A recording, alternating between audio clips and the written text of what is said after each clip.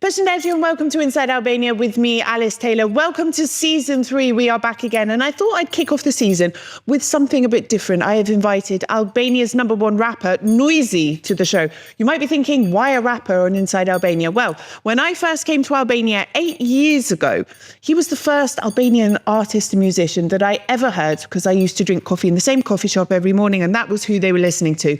But not only that, he's lived in the UK for years, and I want to know about his experiences, his motivations as an artist, as a musician, some of the controversies along the way, and also why did he decide to back Prime Minister Edi Rama in the recent elections? So when I came to Albania 8 years ago, you were actually the first Albanian musician that I heard, because I used to go have coffee in this little coffee shop in Student City, and they were playing your music all the time, and I was sort of shazamming, like, what is this? Because I heard like bits of English mixed in. I didn't know a word of Albanian, and I was like, oh, and then that's how I heard about you. So I've been asking you for months, and I'm glad we finally got the interview to happen. I was like, I'm going to be annoying him, but I'm going to keep persisting. So thank you for finally accepting the invitation. Thank you for inviting me. I've actually heard amazing words about you. Oh, thanks. Before coming here, I done my little research, and they told me she's amazing. So I tried to not give as much interviews as I used to before. Mm-hmm. My teacher used to tell me, "You're smart when you don't speak." I'm not sure that was a compliment. I know, right? Because I was a loud kid when I was back in school. I mean, I've always had this energy, maybe more than I should sometimes. Mm-hmm. Yeah, That's how I got my name. I had the problem at school as well. Talking too much. Actually, to tell you the truth, my English teacher used to tell me that, listen, the naughty ones will be remembered. The quiet ones they'll just vanish away, because I've always been quiet. Yeah. And But it's true. And now if you look back, my teachers would say, you talk too much, you move too much, you never sit still, blah, blah, blah. But then that's what's made me successful in what I do. And it's the same for you as well. Yeah, exactly. I might not be a doctor, but I'm doing what I always wanted to do. That's the success of life, when you just do something that you always love doing, and it doesn't feel like work. And that way you can do it for a long time without getting bored or getting fed up with it. Yeah, it's true. We're lucky in that respect. Okay, I want to start at the beginning. You left Albania in '97, I believe, in the middle of the Civil War. All the troubles and things that happened. And I'm wondering, I'm really interested. I've read a lot of books about this time, but I'm interested. You would have been 11 at that time. What do you remember? Do you remember the horrors that were happening? Yeah, I actually do. I don't know where to start, but I would say gunshots I'm not even exaggerating it, every 10 seconds, every minute. You'll hear it everywhere. It just became part of life at one point. But the most disturbing and hard thing was finding weapons everywhere, literally everywhere. Every bush, every corner. If it wasn't a weapon, it was a bullet. If it wasn't a bullet, it was bullet shells. If it wasn't that, it was part of grenades and all sorts of guns. Just imagine depots being open, and as a kid, it became quite normal. Sad. Yeah, you desensitized to it. Yeah, exactly. And then you hear stories like, a kid died because he opened a grenade, or he shot a gun that didn't even know what he was doing. And you had such stories as kid walks inside the house and killed the family by accident, because obviously he found a gun in the bushes and came home and start playing with it, and all sorts of stories. And that's what I remember from back then. And then your family made the decision to leave because they felt it was not safe, wasn't the appropriate place to... Actually, my uncle used to live in England for 2 years before we decided to go there. And we just wanted to go anywhere really where it was just safe and more suitable for our family. So my dad decided to back then we made I think fake visas just to get out of the country or something like that. And then And then, England, I remember it was accepting asylum seekers, but not from Albania. They was accepting it from Kosovo. Yeah. So we had to, I think we had to go there and register ourselves as Kosovo. Yeah, lots of people did that. Yeah, but I mean, you know what it is on my opinion, I think civil wars are more horrible than actually wars country to country, because you have it's neighbor to neighbor. yeah, and then they end up killing each other, and it's just horrible. The problem was every single person had weapons back then. So even if you had a criminal mind, you had the weapon. Even if you was a doctor, you had the weapon. Even if you was a scientist, you had the weapon. Even if you was a journalist, you had a weapon. Everyone had weapons. That was the most horrible. And you don't know what kind of mind a person has. Yeah. Maybe he could be depressed and he has a weapon. Yeah. So you had to deal with that. And and we just, my father, because obviously I was too young to decide anything, we decided to go to England in 97. What was it like when you left? I mean, did you feel sad to be leaving, or was it like a relief to be leaving, a fear of the unknown? Do you know, the first moment I felt warm during the wartime is when I saw a tank enter our village. And that made me feel so safe. As a kid, I'll never forget that I don't really have a lot of memories since then, but that thing is one thing I'll never forget. The warmness that made me feel like, okay, the country is getting back to its feet. We kind of feel safe. And then, obviously, as a kid, it was hard to leave. You know how friendships in Albania there. Yeah. I wouldn't say just Albania, probably all around the world. When you have friends at a young age, there is no interest, and it's pure love and pure friendship. And leaving, I didn't know how it is to leave. So I left. The hardest thing was leaving friends behind. Yeah. At that age. And you touched down in London, I assume. What was your first impression of Waterloo? I don't really remember much. I start remembering. I didn't have any sorts of feelings. I was just out and cold. You know, coming from a village, a poor country, going to. Imagine we stopped in Waterloo. Could you imagine how developed Waterloo was? A lot of big buildings, and I was like, okay, I just know I'm in a different country now. Yeah. And just go That's a culture shock, isn't it? Yeah, big one. Yeah. And then obviously I stayed with family. I didn't go to school for like a year and a half or two. A year and a half, sorry, because because I went there January, 1st of January, I actually went there. So the school had already started, so I had to wait for summer to end, and then next summer, end of summer, I'll register myself. Obviously the council send us to a place where all immigrants get sent. It's not like they're going to send us in Rolling Hill. Yeah, You know the equivalent Chelsea or something. Exactly. So they will send you where everyone is, all the cultures are, you name it, everyone. I was in Greenwich Borough, and I was in Southeast Woolwich. Yeah. So not especially at that time, not the safest area. Exactly. No, absolutely not. It was. You went from one war zone to sort of another. Literally another one. And then obviously had to, there wasn't many Albanians. No. Back in England, back then, no. Did you speak English? No, at all. No, I used to learn, but it was nothing. Yeah. Especially the dialect and stuff. Yeah.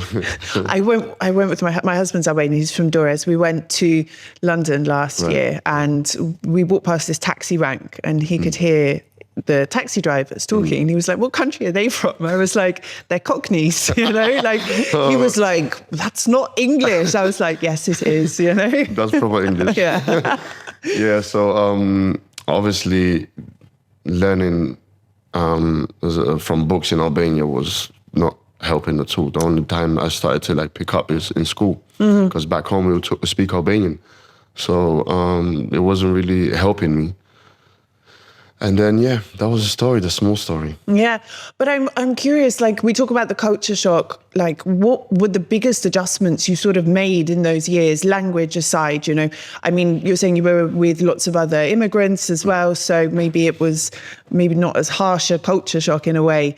At the beginning, I wasn't. I was the second Albanian in my school. There was no other Albanians. Remember, I went in '97, so people had just starting to leave Albania, but not many in England. And even if there was, I didn't see much. And only place I would see Albanians is where we would go and get social help at the social services. So that's where I would see kids and stuff like that. But did you find it easy to integrate as a kid in that school system? In school, it was a bit hard, to tell the truth. I don't wanna. I mean, I have some sad stories, like, but I guess even the other kids didn't know any better. Yeah, kids are mean. Yeah. Especially they'll just say without thinking or having. If you're even slightly different, like that's it. They will pick on that and destroy you with it. I mean, we was used to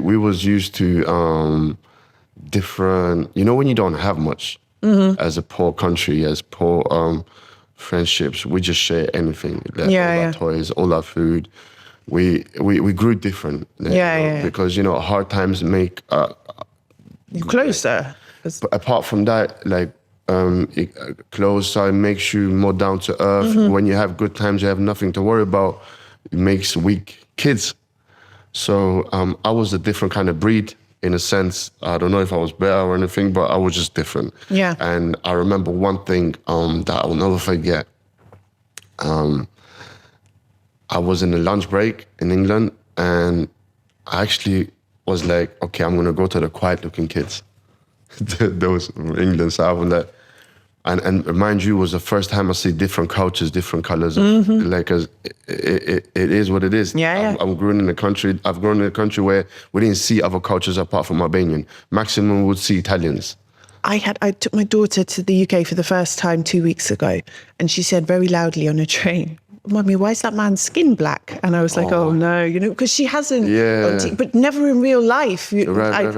And I was like, because we come in all different colours, but she hadn't. She also said, "Mummy, why is there so many drunk people walking around?" I was like, "Welcome to the UK." Sorry, carry on. And then I got my tray, my food, and I was like, okay, I'm gonna go to the quiet kids, like a bit more like quiet looking. You can tell when louder kids and more quiet kids, and the ones that just. The sensible ones. I was ones. like, let me just go and sit there. So I sat down. Mind you, that was from my class as well. And it's like, "Oh, what are you doing here?" This is a year after I was in England. I was like, I'm gonna eat some food. I'm gonna eat my food. I was like, go and sit somewhere else. We don't like refugees, like, go back to your country. And that made me, like, I literally start crying on tears. I walked away and started crying, and I was literally swallowing my own spit and tears. And I was like, wow. I was like, welcome to going from one civil war to another type of war where you have to put up with a lot of things that as a kid, I never had this kind of problems back home. Yeah, but I'm sorry on behalf of my fellow countrymen. It's horrible. It's fine. I mean, they're kids that they don't know any better, and they haven't really maybe faced hardship. It comes from ignorance. I mean, even in Albania, I've had, because we have this thing called when you're from North, when you're originally from North.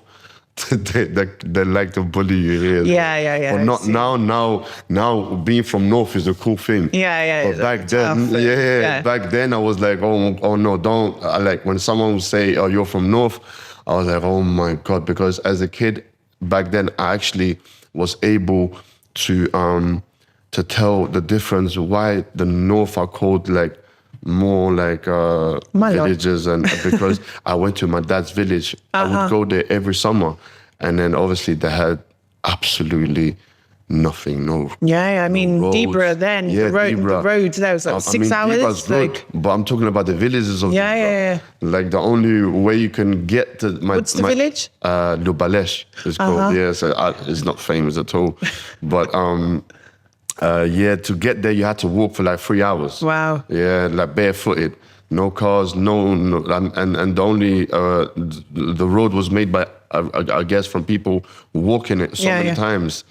And and then I was able to tell as a kid, like, oh, okay, so that's why they call us back in the city the mountain people. And like, I'm a bit like my mom, I get shy a bit. I get shy and I get touched, and So is that like you started fighting, like street fighting and boxing? Is that like, I'm not trying to sound like a therapist or something, but what was it in you that then moved into that? Was it linked? To tell the truth, as a kid back in Albania now, I've always been the kid that would train a lot. Of all my friends, I was the leader. Of all my friends, I used to train crazy because, I don't know, people are just born like that with a lot of energy. So I know I would have definitely been a sport. Even to this day, I train. So since I was 7 years old, I remember I used to train every single night at home with the big lads, and every day. I'm talking about every single day. So I was always that kid with a lot of energy, the strongest in the class.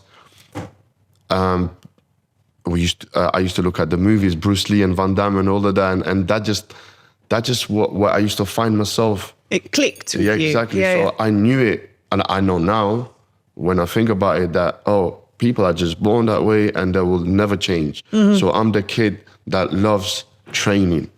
I used to do the splits, and I used to do hundreds of press-ups as a kid. I used to do the sit-ups. I used to literally climbing trees and jumping from buildings. I was a crazy little kid. So now going to England on a different estate, zone. Apart from that, I wouldn't speak out. Remember, I was the shy kid. I wouldn't speak unless I would say it properly.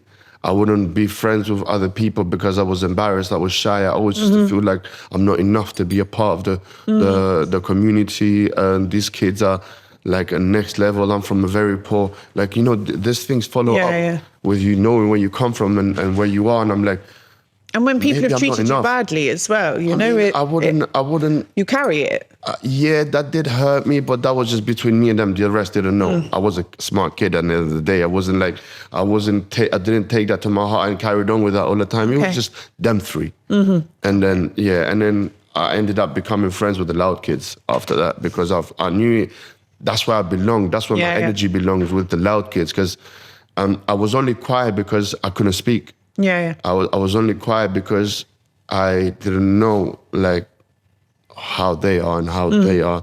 So I was just choosing the safe ways all the time. That's why I chose to sit with them kids. But as I was saying, I went to England. So now I didn't train at all.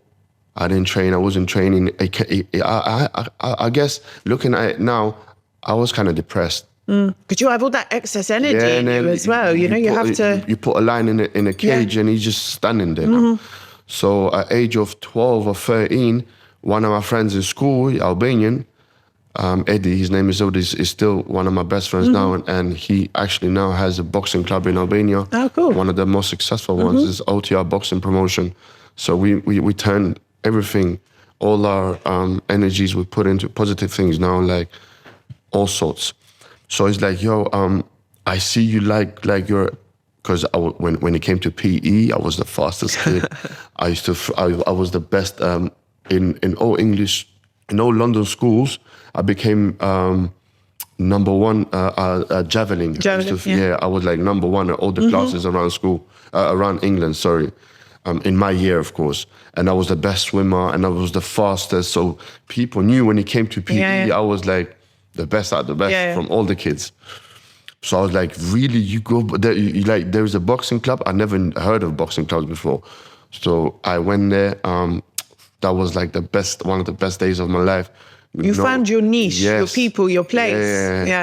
Where I went to my boxing club, St. Peter's in Woolwich, and I never stopped going there. And then how I ended up to the street fight was a whole like unnecessary, and it was like almost an accident, because a friend of mine was like, there was like this, I didn't even know it was illegal.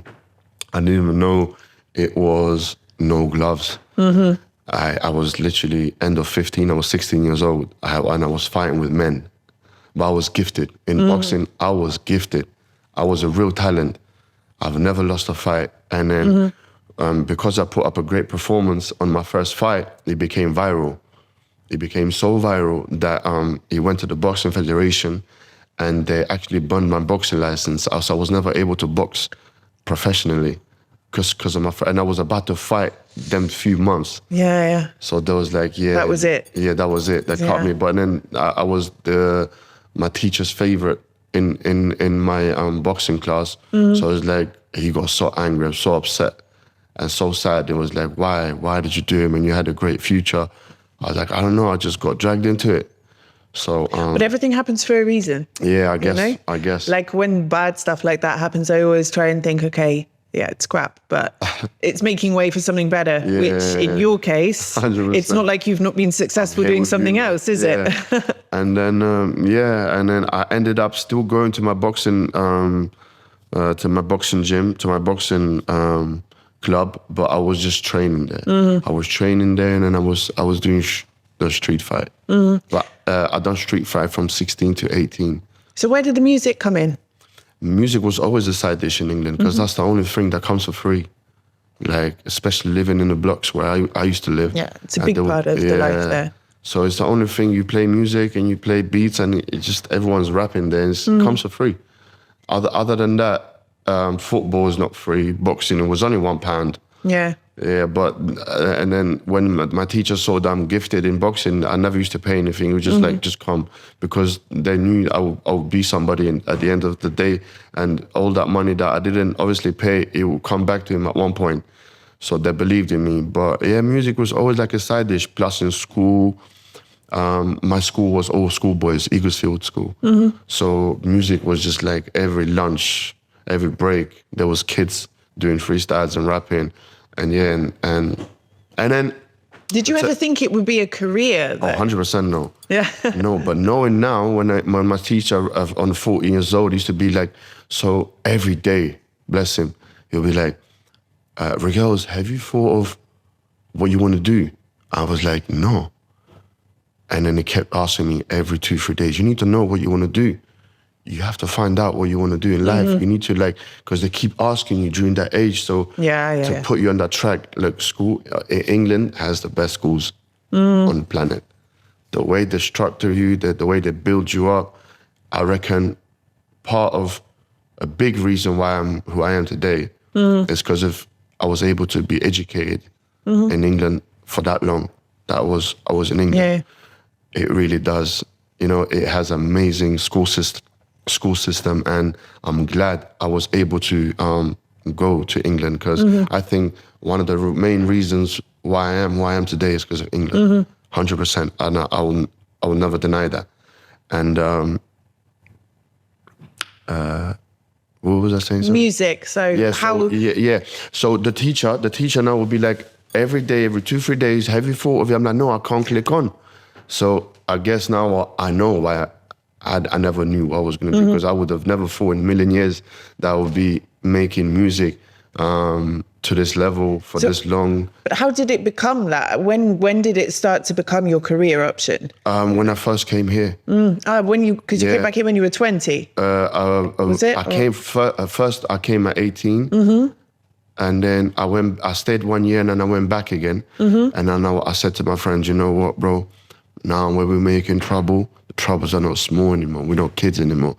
So the troubles are becoming really big, and I'm not looking to serve, because I was surrounded by gang members. You know, I was also part of it. And then when you make trouble at 20 years old, it's not more go to the police station, come out, even for the smallest things, even for GBH, even for fights, even for auto theft, even for shoplifting, like you're facing. And I was like, I'm not built for this. Like, I thought I wanted it, but I really don't. Like, my mom's family's never had any gangsters. My dad's family's never had any troublemakers. I'm just a different... But it's hard in that environment in London. But the only reason why I think I've maybe sometimes became violent or done things that are not suitable for me to have done back then is because the environment. 100%, because a lot of people can comment now and say, yeah, but I've lived in England. I've never had to do that. Is what you choose, brother. I lived in Southeast. Yeah, it's different. You have to live there, and to know. And when you live there as a kid, you actually grow with you grow with other kids. Because I had a lot of Albanians say, "Oh, I went to England at 18 years old." Or 20 years old, it's different. Yeah, of course it is. Because when you're at that age, you already look old, you have problems, you go to work. I lived with the kids. I grew up with gangs. I grew up having to run from school home. I grew up having to run from bus station back home. I grew up having to hide my small chain that my parents bought for me. I grew up having to hide my brand new shoes because they would rob you. Yeah. I had to like hide my phones a million times. Because they would rob you, and you had to walk. And imagine now having to walk middle of 30, 40 kids. I call them kids now, but back then there was like, in my age, the gang members, like 15, 16, 17, and it wasn't really, there wasn't really waiting for me in a corner with roses and stuff. No. You'd think if you'd stayed in that environment, you would have been sucked more into it. I don't know about that, but knowing my circle and knowing how much I hate being bullied, or knowing how much I don't like being pushed against the wall, God knows. Yeah. I mean, I'm not an angel. I'm far from being an angel. I don't look for trouble. But when trouble comes, sometimes I overreact, and I've noticed that on myself. And it's so hard for me to fight it, even though I my mom always tells me, when you have trouble, always count to 10. But mom, No, when you have that energy in you, there's no pause between something happening and even thinking of counting to 10. You know what I mean? It's like, I can't change who I am. It's like asking me to change. I mean, I can improve, but it's hard to change. I'm born like that. Being a good fighter as well makes it even more problematic. But you know what it is? Boxing has calmed me down, to tell the truth. It gives me discipline. It gives me. I've never held weapons in my life because I never needed to.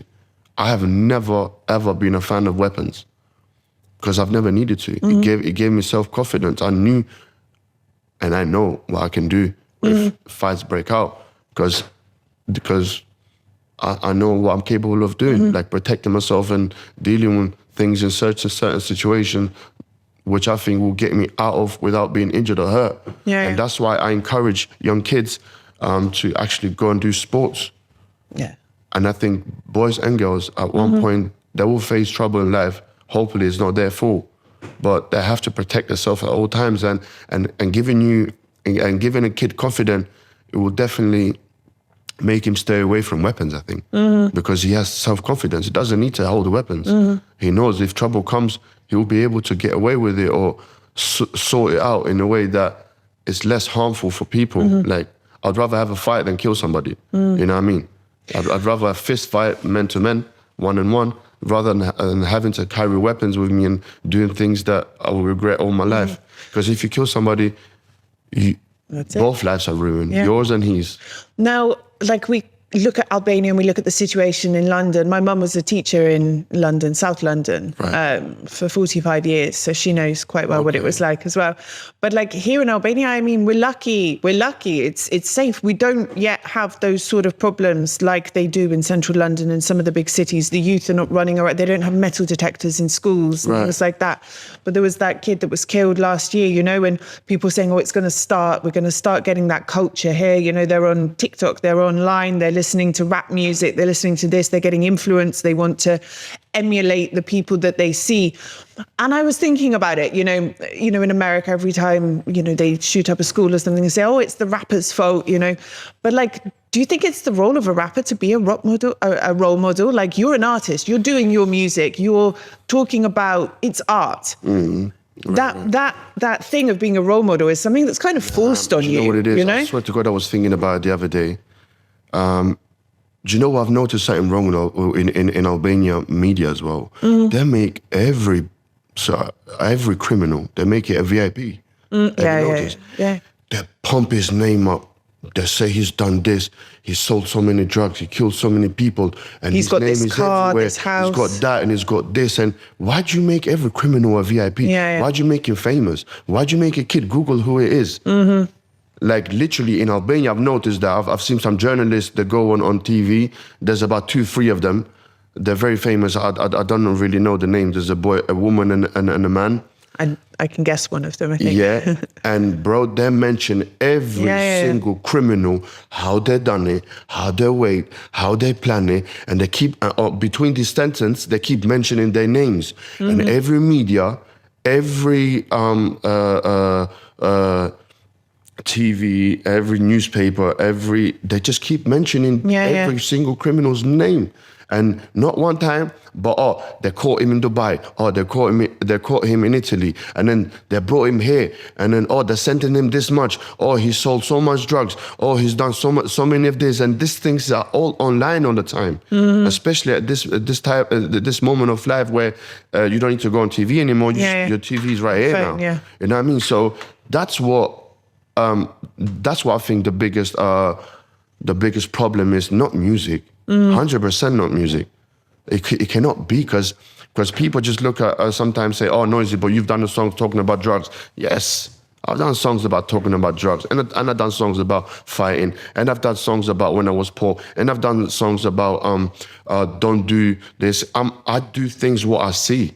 Yeah. Like I talk about things that surround me. Yes. It doesn't mean I've sold. You're not saying go out and do it. 100% no. Yeah.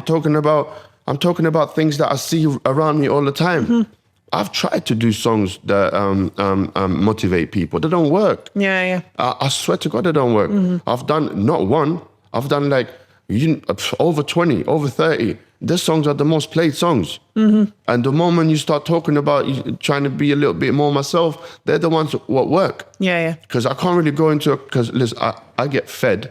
My food comes from performing and streaming. So if they're low, I'm not working. Yeah. So I cannot actually exactly go to a club and start performing about a song that talks about my mum, or a song that tells you, I don't know, story about a cat. Yeah, we should try to be this. It's like I said as well, like you are an artist, you're singing about your life, your experiences, your interpretation of the world. Like you didn't sign up to be a godly role model. I have never in my life heard someone say, yo, I heard Noizy, I heard Tupac, and I went and killed somebody. Yeah, exactly. I have never heard of that. No. Trust me, education comes first of all from family and friends. This is it as well. But it's right about the media as well.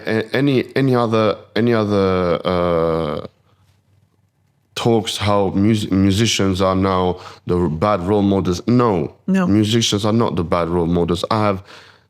Why is there kids right behind the cameras here waiting for me to take pictures? Is it because I'm a bad role model? Yeah. 100% no. There's like a 99 things good about me, and there's one, let's say, bad.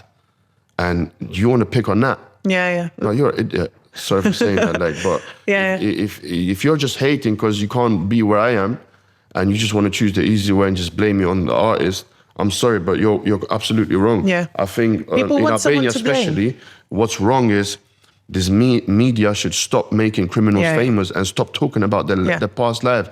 Why do you need to all the details, the gory details? Why do you need to put everything on? He's arrested. Let the judge do that. Let him go to prison or whatever. Why do you have to make him famous and what he's done and all the details and how many kilograms? Like step by step, how to do it. You know. And then the kids are like, oh, hold on, because the problem is they tell you how much. Tons of cocaine he sold, and they tell you how much he's made. So now a kid is thinking, so now a kid is thinking, hold on, why should I work as a waitress, or why should I work as a building site? I can just do that, and maybe I'll get lucky. I won't get caught as him. Yeah, I won't make the same mistake as him, because they've told me what mistake he made. So do you know what I mean? Yeah, exactly. They told me what mistake that ex-criminal made, or that gangster, or that drug dealer made. So I will not make that. I'll be ahead of police. I'll be a step forward, so they will never catch me like that. They will never catch me by phones, because now they tell you, we catch them by phones. We've intercepted. They're using this app, and we've read their messages. So the kid now says, okay, when I grow up, I'm not going to use that app. I'll use another app, or I won't even use phones. I'll use letters, like papers, or I don't know, because. So that's the biggest problem, and I'm talking about my country. Yeah, because listen, I'm sure even around Europe and around the world things happen, but I don't see the media in England posting about every single detail. No, they don't. They don't, because Why? And I actually, in my career, I've been a journalist for 15 years. I refuse to write about crime like this, like stabbing, murdering, blah, blah, blah. I have no interest. It's too negative. I'm not interested. It's not like... Have you noticed that even the media, like even the media on Instagram, bro, they post, especially there's this website, I don't want to mention them.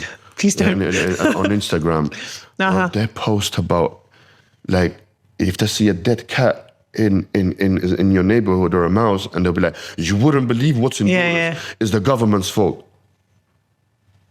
I'm thinking, bro, just grow up, man. Just go to work. Too much negativity. Yeah, it's too and much. They bring people in studios just to fight with each other and to argue and to like, I hate it. All the time, most of the time. I'm not saying Albania has the best government and the best politics, but it's not their fault all the time. It's our fault. Like we have to treat our country as our garden. So if you're gonna throw something outside on the road, you literally, if you look at it from far, you're throwing it in your garden. If you look at it from the plane, it's not no one's land anymore. It's your land. You know what I mean? It's as simple as that. Now, you mentioned the P word, so I'm going to ask you. You mentioned the word politics. You backed Eddie Rama in the recent election. You made a song. Yes. How did that happen? Did he ask you? Did you ask him? Are you two friends before this? I want to know. Come on. I mean, you knew I was going to ask this, and I have to, but I'm curious. He's been in my studio before. Cool. I've been on his podcast. He's cool. I mean, a lot of people judge him because no one's perfect. But he's cool. I think he's updated. I think he's the best we have so far for the moment. He's more connected to the youths compared to the previous ones. Obviously, there's a lot of space to improve, a lot of things to improve. But listen, do you know what it is? So let me answer the question first. We speak every now and then. Just congratulates me. From our successes and whatever. Is he a fan? I wouldn't say that. I don't think he listens to rap music. Does he sit in the car listening? No, he does. He has liked some of my songs. He said. So he's like, yo, I've never asked you for a favor before. I said, what's up? He goes to me, would you be down to making like the elections song? I was like, bro, that's wasn't expecting that. Yeah. And I said, but listen, to talk good to make the song, I have to swear at you guys a little bit. That's the truth. There's a lot of things to improve. Socialist Party are the best. In order to make a good song, I have to be real about it. You know, he goes to me, go ahead. I said, oh really? I said, you really want me to? I said, you know what? I'm gonna keep it sweet. I will say, you guys have a lot of things to improve on, but I'll give it a shot. Yeah. Guess what? I had such a hard time trying to do the song. I wasn't finding, because it's challenging for me, because I come from a poor family, and the majority of my fans are like, the majority of Albania is not up there, or is not even middle class, is almost poor. So people are a bit aggravated, but with the politics, and it's not his fault. They're aggravated from 86, they're aggravated even before that, from communism. So we generational trauma. From politics, we have been let down. I'm not gonna lie. Some make good job, but in general, all the Albanians have been let down from politics. I don't know what to say. I don't know. One man can change it unless we all change.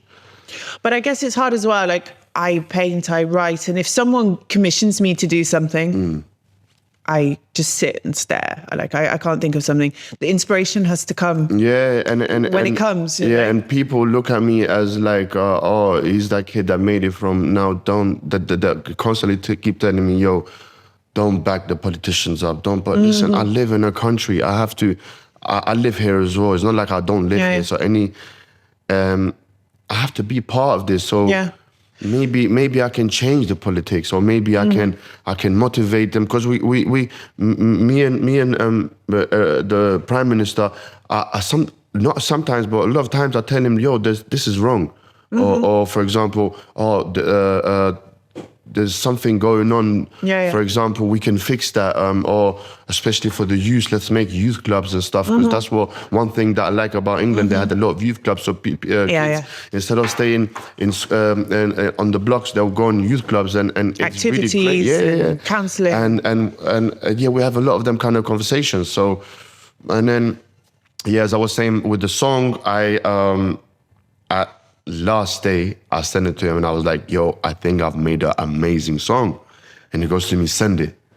So I sent it to him and a few other staffs of his group, and the staff was like, oh my God, it feels very like, it's powerful. It's powerful because they was expecting me to like, it's gonna be just another rap song, but it was really amazing. And I'm thinking that song would have been even bigger if it didn't have the politic. If it wasn't like made for the elections. If it was just another Noizy song, it would have been much bigger. But did you ever worry, before, because backing a politician in a country like Albania, where you're either one or the other, did you ever think, oh God, I'm gonna like upset half of my fan base? Or they criticized, the media ripped you to shreds over it. They said, oh, you did it for favors, you benefited, blah blah blah. I know how it is. I've been on the receiving end of it as well. Do you know what kind of the only thing I receive from politics, the only favors I get from politics is negativity. That's not that. Like I've said it to Rama, like people think you've done me favors, but the only favor you've done me is like giving me a headache because I'm getting all of this. But 100% I thought of it. But at the end of the day, it's my interest as well. Just like you have interest, just like my fan has interest for maybe for another party, I have interest for this, because I find it more, because I've lived during the other ones and I've lived in Albania. Because remember, I came in 2009 in Albania. So, and then I've seen both of them, and really, I really don't want to go back to 2009 and 2010. Politics and regulation. It was horrible. Like for me personally, like it was the worst time of my life. I wanted to go back to England. I was like, you know what? Forget everything. I just want to go back. But and then obviously I fought, and then I ended up staying. But it is what it is. I have a life of my own as well. So I need to choose between them. So do you know what it is? Because people keep on going about, why him? Okay, tell me who then. All right, let's put them all on the table. Let's put one's 2, in prison, 3, 4, one's 5. On trial, and then there's the current one. No, all of them. Not. I'm talking about all the 5 ones. All 5 of them. 2 of them was new. Right? And then I saw them fighting over a microphone. Did you see that? I saw something. They literally fought over a microphone on when they was doing the instant dismissal. I said, are you serious? Right now, you fought over a microphone. You just literally start punching up each other over a microphone. I was like, you know what? Out the way. I heard you so many, because they speak really well. They speak really well. But when I see things that are different from what you say, you're fighting with your what do you call it, over a bloody microphone. Who's going to speak first? Bro, you're just showing me you're not any different. You're kids. Like. Okay, so them 2 are out the way, in my mind. So now we have 3. I don't want to go back to the old ones. Now, who should I give it to? I have to play with what I got. Bring me someone new. Show me. I need to listen. But what about you? If Rama called you up and said, hey, do you want to be the Minister of Culture? Or Deputy Minister of Youth, would you? I would 100% do it. Yeah? Listen, I'll tell you one thing about me. I might not be able to speak like a politician, but I'm a man of my words. I don't need money. I know for a fact money doesn't make me happy. Money is nothing.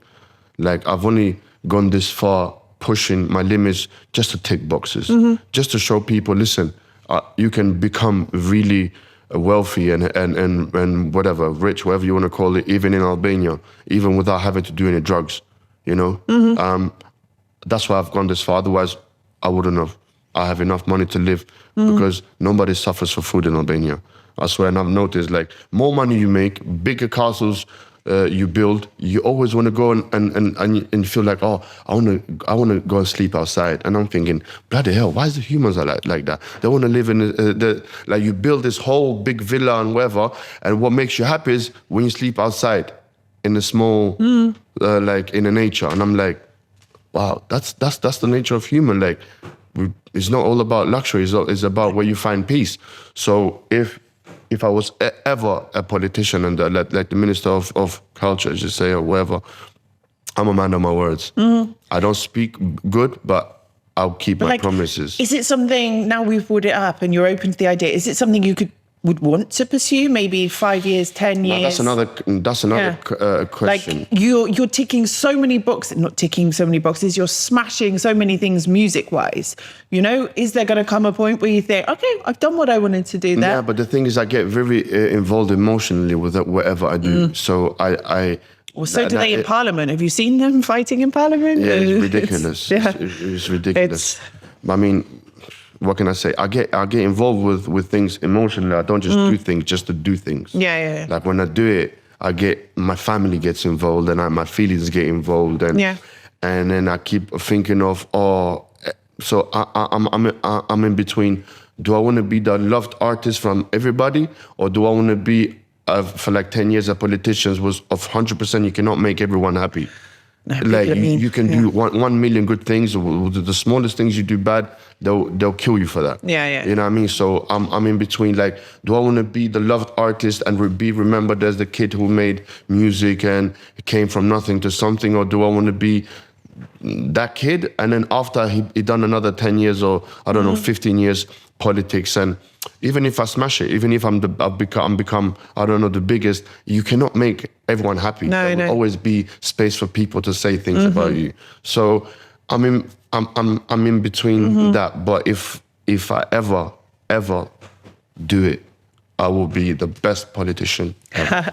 I swear, because I know myself. I get involved with things like emotionally, and I wouldn't do things to get another million. Because I've had people suggested to me, and my response was the same as yours. Say, why don't you go into politics? So I'm an Albanian citizen now as well, right? So I could, and I'm like the same as you. I can't separate that.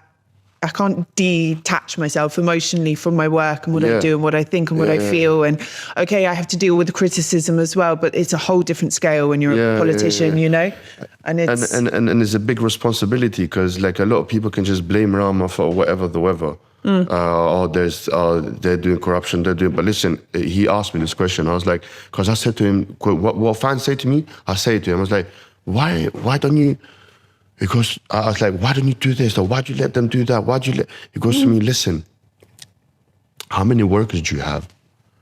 I said, I have 200 workers. He goes, okay then. So now a client comes to your restaurant and he orders something. The waitress who's getting the order is on a bad day for whatever reason. The client has an awful experience. Right? It all goes back to you.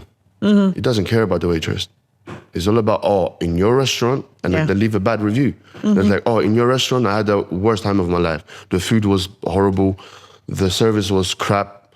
The music was too loud, blah, blah, blah. And now what happens is in that comment, there's another 20 people replying to that negative comment to that person left and saying, because he's a criminal, or because Noizy done. So you have a whole bunch of people just because you couldn't control that waitress. Yeah. And it's just a waitress, one of 200. Now imagine having thousands of workers. You cannot control that. No. We all have to be. That's what I was trying to say. Like, everyone has to be good. Everyone has to be responsible. Everyone has to be patriotic. Everyone has to do. Everyone has to do things that they would love to be done for themselves. Yeah. You know what I mean? That's what it should be. So one man cannot control the whole chain. If a chain breaks down, if police officer stops you and asks you for money just to get away, how are you gonna blame? Yeah. How are you gonna blame the head? Do you know what I mean? Like, I don't see, of course, like I said, there's obviously room to improve, like 100 million %. But we all have to do our part. It can't just be one person doing their part and then the rest not do it. We have to do, everyone has to do their part. Now, we have a problem in Albania now. You know, a lot of youth are leaving. They all want to leave. We've always left. This is. But like, if you were, let's have this hypothetical situation where you are this politician, like, what would you do? What do you think needs to be done to get people to stay, or to entice them to stay, or to come back? You know, if you had that power. I don't think the politicians have that power. No? No, of course not. Like a policy, an incentive, some sort of encouragement, you know, what? I don't think politicians have any power to encourage people. They've lost. People have lost hope in politics. It's not about politics. Yeah. But it's not just Albanian politics. Have you noticed? It's everywhere. I think what's hurting the youth the most is the internet. Yes. As people come with that mind, oh, I'm going to another country and I'm going to make millions of euros in 10 bloody months or 1 year and coming back rich. It doesn't work like that. I've never heard a story successful like that.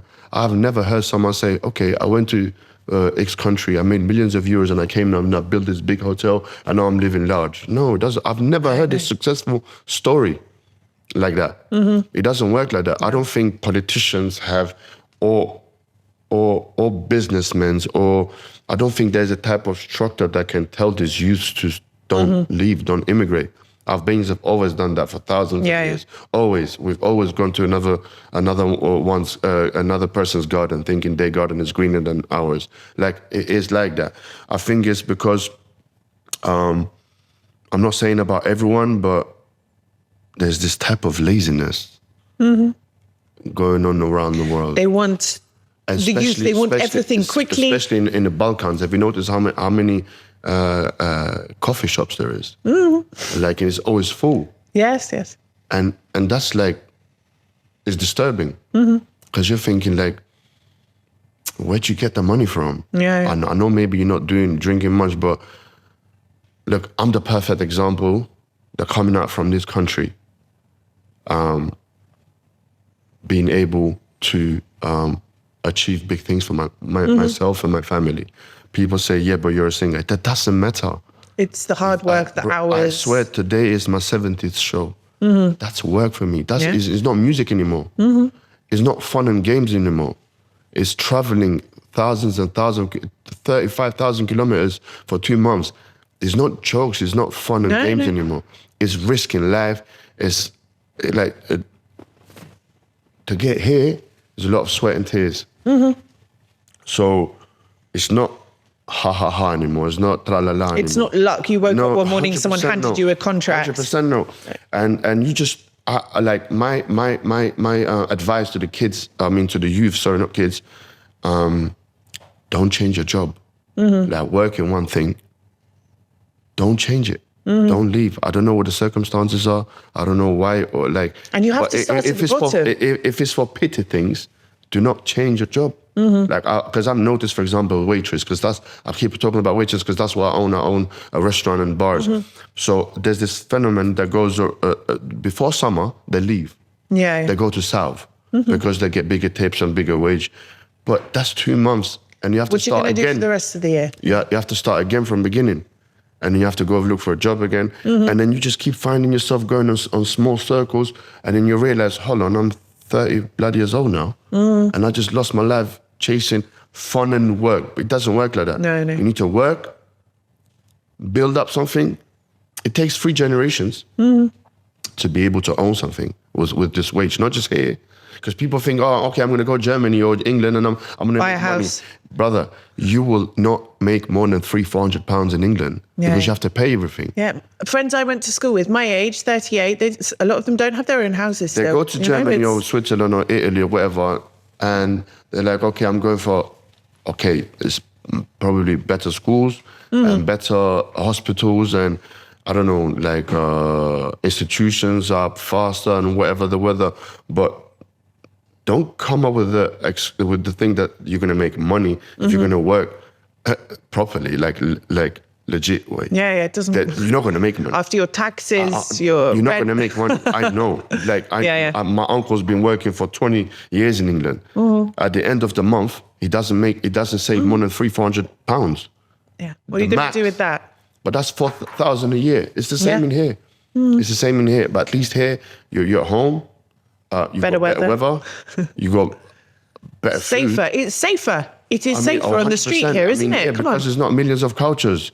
Like, you don't know how another culture from across the world, you bring them all in one zoo.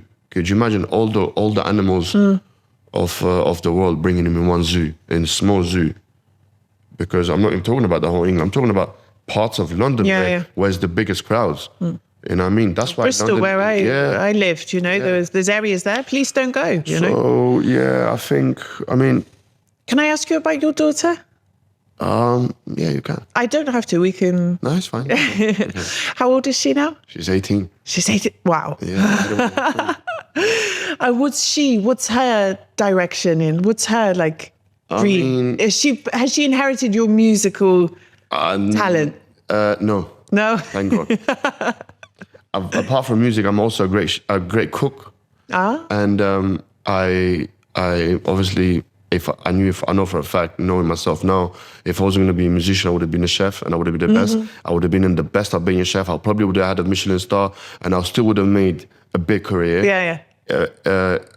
Like we spoke about at the beginning, if I wasn't going to be a musician or chef, definitely a sportsman. I would have had my boxing club if I didn't have any career in boxing. So I'm the type of guy that I would have succeeded in anything. I hate being number 2. I hate being number 3. If I'm up there, I'm going to be number 1. I have that energy inside me. I will not stop. Because being successful, there's ways to get there. And there's not many ways. It's dedication, focus, discipline. I'm not sure about motivation, but I have discipline more than motivation. Because who the hell wants to... how can you get motivated 24/7? I don't know. My daughter's a motivation for me. Like, it really kicked in for me after I had her. Like, I spent my 20s not knowing knowing what I wanted to do, but not knowing how I was going to get there. And then when I had her, it was like, well, I have to do this for her because I want her to be proud of me. I want to set an example. But you can't find motivation at 6 in the morning. You have to wake up and... I get up at 5 every morning. Well, there you go. It's not like you can do 1, 2, 3, 5, 10 times. But maybe purpose is a better word. I think it's discipline. You have to okay, purpose is 100% one of and then needs. You know, you need to do it. Yeah, you have to. You must do it. But no, my daughter has not, and thank God, because I don't know. I want to as much as fame is done for me, there's no button to turn it off. Yeah. Like, I cannot just turn it off right now and then just go and be normal and just... Can't just pop into tag and like... I mean, you can, but I have to deal with pictures. Or for example, like summertime, I have never been to the beach from 2009. It's summertime. Yeah. I have to go after. Or May. Yeah. But enjoying myself and just, I don't know, just enjoy myself and go. It's like you live in a parallel world, sort of. It's on the edge of it. Always boxing up myself. Yeah. I'm always boxing up myself in places. Like, I always have to go to a restaurant where I know the owner, where they can supply me with a private room. Yeah. It's not like... Not because you want to be like... No. Just you want privacy. You want to eat your dinner. To tell you the truth, I hate that. Yeah. I hate always being locked up in places. Of course. But it's just like... You know, if they're not going to ask you for a picture, you see people like... I'm like... You're like, it's going to end up on Yeto Chef or something. Leave me alone. The worst website. Yeah. That's the one I was talking about. I want to ask you as well, don't worry, it's not an awkward question, but have you approached or spoken to like Dua Lipa or Rita Ora? No, I haven't. No? Why? You need to collaborate. Yeah, I wish. Do you know what it is? Dua Lipa is just a whole different league. Like, she's up there. She knows her roots. Oh, 100%. Oh, actually, no, sorry. I've met Dua Lipa before. Yeah? I've had a show with her, but this is like way back. Yeah, back. She was... we've had 2 shows together, actually. Yeah. You see, that's your way in. One, I mean, you know... Or would you not want to? If I was like maybe a little bit younger, I probably would. But right now, I'm just like... I'm looking to like... not leave music, but like... Wind down a bit. Yeah, like especially shows, like slow down with the shows, like make bigger shows and not as many... Yeah. These these small club shows, and I'm 38 years old, so I'm trying to like slow down a little bit. We're the same age. We get a bit tireder now. You know, we want to go to bed a bit earlier. It's not even about that, but it's just that I've been constant for so long. I've been doing it from 2009, and I've like to myself, I proved myself a long time ago. It's just maybe give the young guys a little bit. Give them a chance now. Not chance, but just like space. Yeah. But what's next for you then? What are you doing? You have your restaurants, you have your clothing line. My daughter's a big fan. Your music. What's next this year? This year I have an album coming out. A new album. It's called Icon. I've already dropped an album called Icon, but this is Icon International. I have collaborations with the biggest rap artists in Europe. I wish Rita Ora and Dua was there. If you're listening, Rita or Dua. But yeah, they're signed. Especially Dua, she's signed to big record labels, and they wouldn't have no interest to do a song with me unless it really makes sense for them, which I don't think it would make sense for them. But obviously, she's like the biggest. Not just Albanian, but she's up there. She's top in the world. Yeah, I think she's like from females. I would say top 3 or top 5. Like I like to call her the Madonna of. I've been sending her an email every month for the last 3 years. Hopeful it's never going to happen, but I'm going to keep trying. You know. Good luck. But I'm also making a new movie. Cool. My previous one was very successful. My brother Brahim Dastani, also a very famous artist, actors, made movies with in even Hollywood. I'm not really good with names, but if you saw them actors, you would know. I'm making another movie with him called The Blood Money. It has to do with street fights and stuff.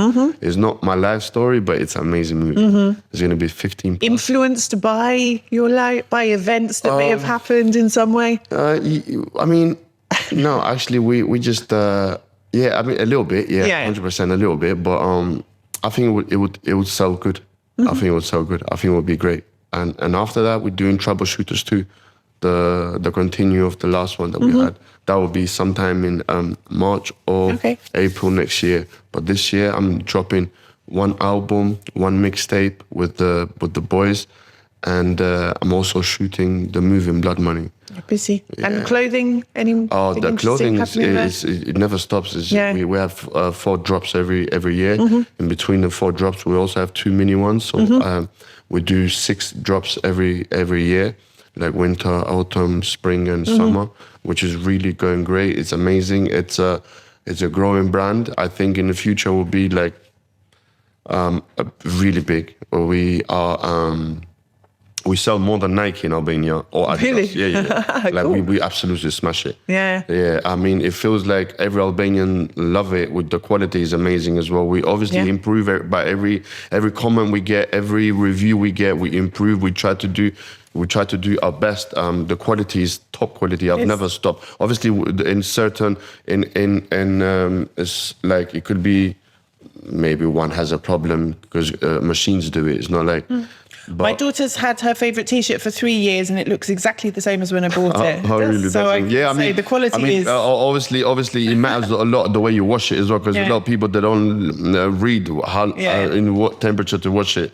But I'm really, really happy and proud of the team as well behind it, because it is not an easy thing to do. You have to deal with the shipping, you have to deal with the design, you have to deal with the production, you have to deal with the shops, customer service, customer service. That's the biggest issue.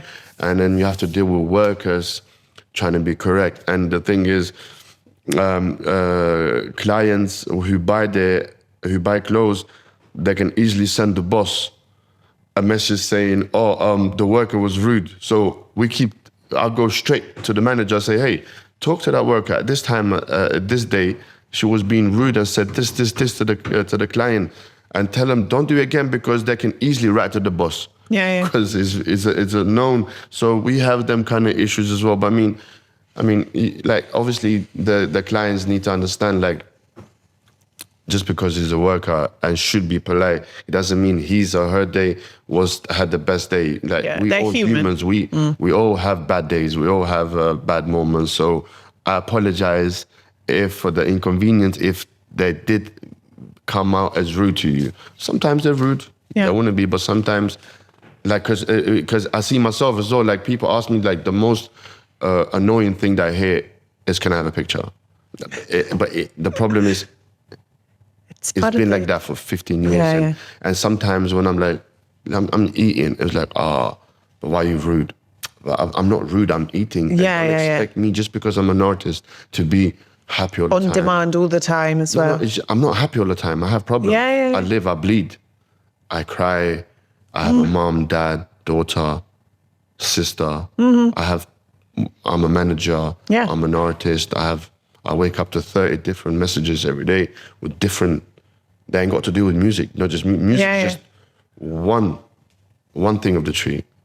Like it's not easy being like one of the most successful artists in Albania, whatever you want to call it, and having to have a lot of successful businesses as well, because you have to, like, you have to deal with it as an owner on your own. We have a saying in Albania, only the donkey's owner can pull out the donkey from the mud. So you have to get involved with it. Otherwise, it's never going to. It's a slow procedure. So I'm there to speed up things. So all of that to come, and maybe at some point in the future, a minister of something or other. Who knows? Don't jinx it. Be careful what you wish for. Thank you so much. I didn't even get. I had an amazing time. I got through like a third of the topics that we could have talked for much longer, but I really enjoyed it. Thank you so much. Thank you so much for having me. It was amazing. God bless. That's all for this week. You can watch Inside Albania every Saturday on Euronews Albania. You can stay up to date on our YouTube channel, Euronews Albania, or across all major podcasting platforms. Until next week, Mira Pashim.